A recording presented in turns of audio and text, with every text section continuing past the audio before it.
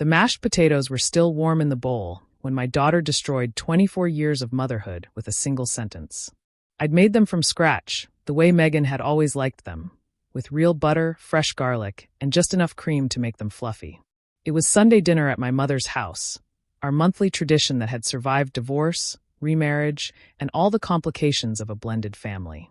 "I'm just so grateful Dad found Sandra," Megan announced to the table, her voice carrying that particular tone of a 24-year-old who thinks she has life figured out.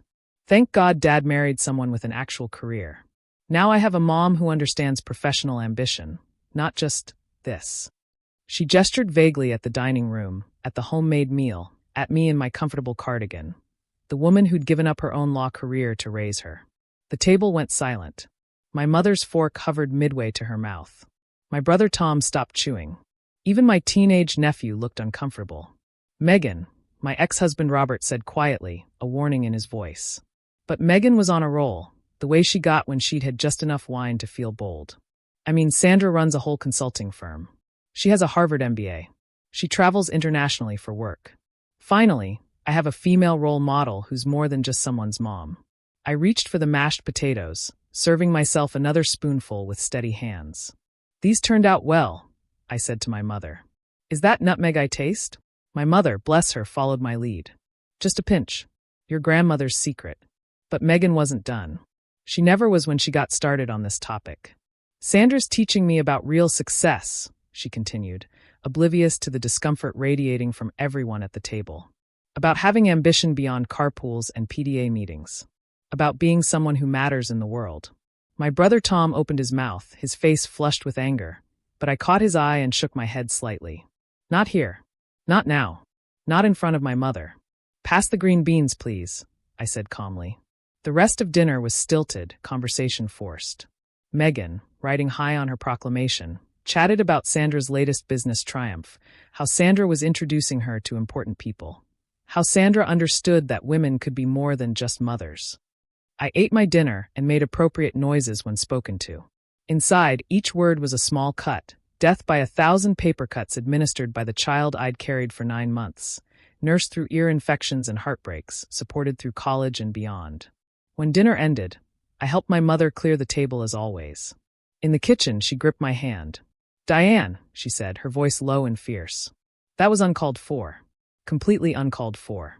"She's young," I said, scraping plates into the garbage. "She thinks she knows everything. She's old enough to know better. You gave up everything." "Mom." I stopped her gently. "I know what I gave up. And I know what I gained. Megan will figure it out eventually. Or she wouldn't. But that was no longer my problem to solve." I drove home alone, declining my mother's offer of leftovers. In my small apartment, so different from the house where I'd raised Megan, I poured myself a glass of wine and sat at my laptop. 24 years ago, I'd been a rising star at Patterson and Associates. 3 years out of law school, on track for partner, working 60-hour weeks and loving every minute.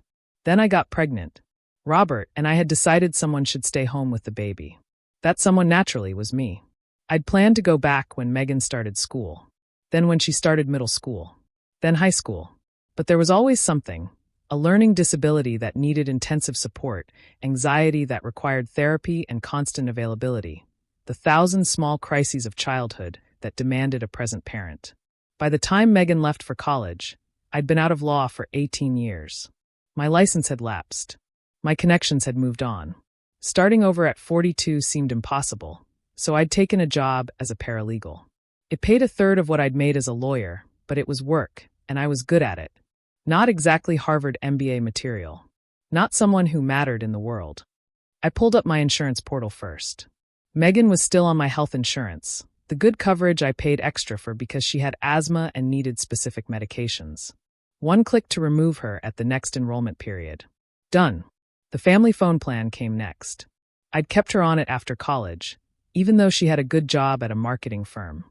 "It's just easier," she'd said. "One less bill to worry about. Remove line. Confirm. Done." Then the subscriptions. Netflix, Spotify, HBO Max. All the streaming services she accessed through my accounts. Cancel shared access. Done. The car insurance was more complicated. She drove a car registered in my name, a graduation gift I was still paying off. I couldn't cancel the insurance, but I could transfer the title to her name, making her responsible for her own coverage. I made a note to start that process Monday. Each click felt like cutting a thread that connected us. But apparently, those threads only ran one way. I was just someone's mom, after all. Not a real role model. Not someone who mattered. Monday morning, I called my lawyer. Ironically, someone I'd known back in my practicing days. I need to update my will, I told her, and discuss transferring a car title. By Tuesday afternoon, the changes were taking effect. I knew because my phone started ringing. First, a confused text from Megan. Mom, something's wrong with my phone. Then an hour later. Never mind about the phone. But Netflix is asking for a password. By evening, the messages were more urgent. Mom, please call me back. The pharmacy says my insurance isn't valid anymore. My inhaler is $300 without insurance. I didn't respond. If Sandra was her mother now, Sandra could handle it. Wednesday brought escalation. Robert called. Diane, what's going on? Megan's having some kind of crisis about insurance and her phone. I'm simplifying my life, I said pleasantly. Cutting unnecessary expenses. Focusing on my career. Such as it is. This is about Sunday dinner. This is about accuracy, Robert. Megan made it clear that Sandra is her mother figure now. The one who matters. So I'm sure Sandra will be happy to help with these little logistical issues. Sandra doesn't, he stopped himself. Doesn't what? Have Megan on her insurance? Share her streaming services? Pay for her phone? Interesting how the successful career woman doesn't handle those mundane mom things. Diane, come on. She's a kid. She's 24 with a full-time job and a mother figure with a Harvard MBA. I'm sure they'll figure it out. He hung up on me. Thursday was when things got interesting. Megan showed up at my office, something she'd never done before. She looked frazzled, her usually polished appearance disheveled. Mom, we need to talk. I'm working, I said, not looking up from my computer. At my little paralegal job. Not a real career, but it pays the bills. Mom, please. I can't afford my asthma medication without insurance. The phone thing, okay, I can handle that. But I need my inhaler. That sounds like a problem for someone with a Harvard MBA to solve. Mom, her voice cracked. This is serious.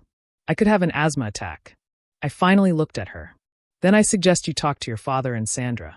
After all, she's your real mother figure. The one who understands professional ambition. I didn't mean. You meant every word.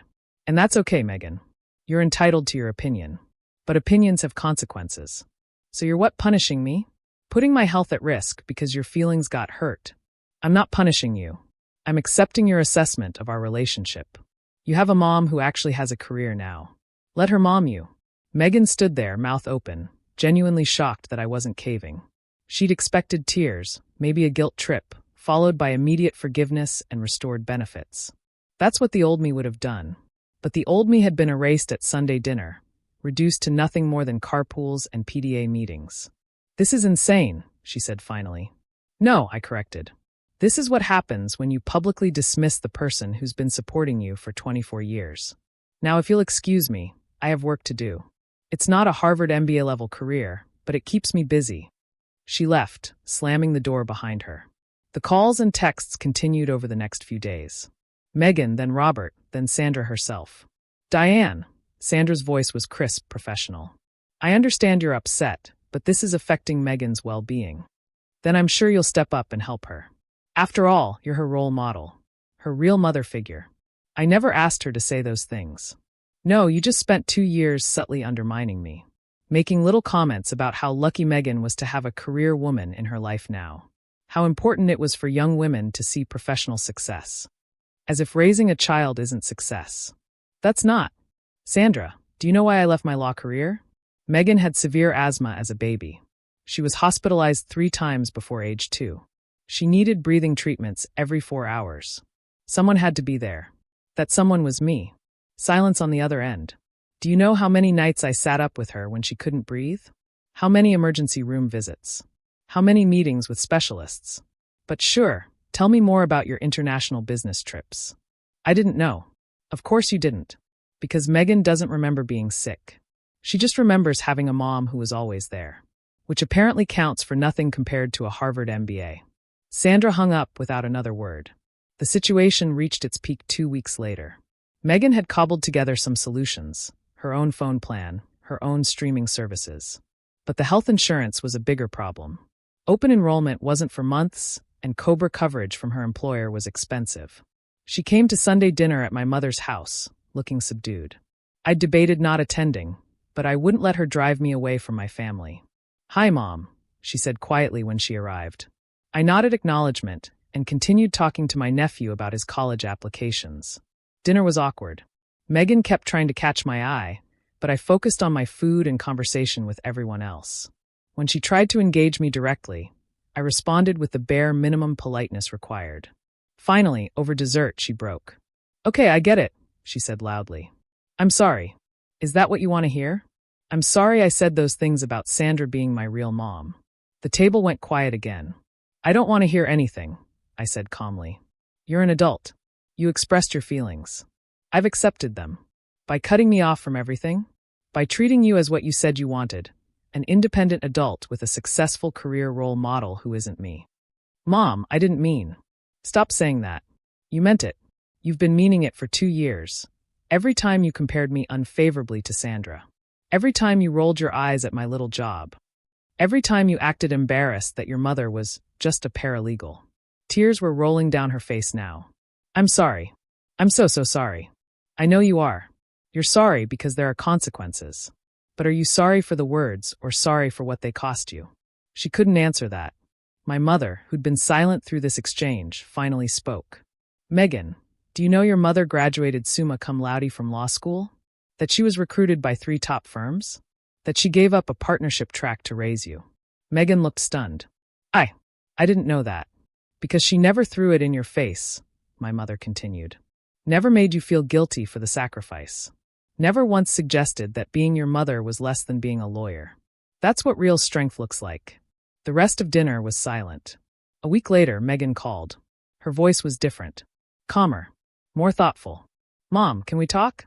Really talk?" I agreed to meet her for coffee. "I've been doing a lot of thinking," she started. "About what Grandma said. About what you gave up. About what I've taken for granted." I waited. "Sandra, she told me she wouldn't add me to her insurance. Said it would be too complicated with her company plan. Told me I should have thought about that before alienating my safety net." Yeah. The successful career woman who matters in the world can't be bothered with mundane stuff like keeping me healthy." She laughed bitterly. "You know what else? She's never once asked about my actual work. Just whether I'm networking with the right people. You always asked about my projects, my challenges, my wins. Because I cared about you, not your potential usefulness to my career. I see that now." She looked at me directly. "Mom, I'm sorry. Not sorry because I need things from you. Sorry because I hurt the person who loved me most in the world. Sorry because I let someone else's definition of success make me cruel to you." "What do you want from me, Megan?" "Nothing. I mean, yes, I need help with insurance until open enrollment, but that's not why I'm here. I'm here because I miss my mom. My real mom. The one who knows I'm allergic to strawberries but loves strawberry ice cream. The one who still keeps my kindergarten art on her fridge. The one who gave up her dreams so I could have mine." We talked for 2 hours. About her childhood, my choices, the complexities of sacrifice and ambition.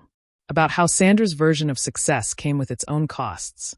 3 failed marriages, no children, relationships that were all about networking and none about genuine connection.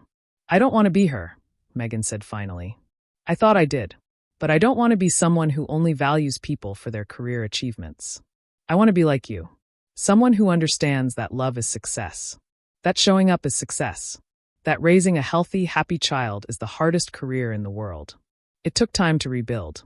I did help with temporary insurance coverage, but with clear boundaries and expectations. Megan started paying her own phone bill, her own subscriptions, her own way. More importantly, she started seeing me, really seeing me, as more than just someone's mom. Last month, she invited me to her company's family day. As she introduced me to her colleagues, I heard the pride in her voice. "This is my mom.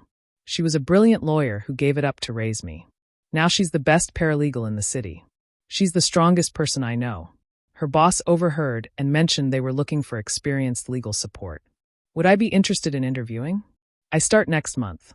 Better pay, better hours, better appreciation for my skills. Turns out 24 years of managing a household navigating school systems, and advocating for a child with health issues translates well to legal work. Who knew? Sandra? Still successful, I suppose. Still traveling internationally. Still alone at holidays while Megan and I cook together in my kitchen, making mashed potatoes from scratch with real butter, fresh garlic, and just enough cream to make them fluffy.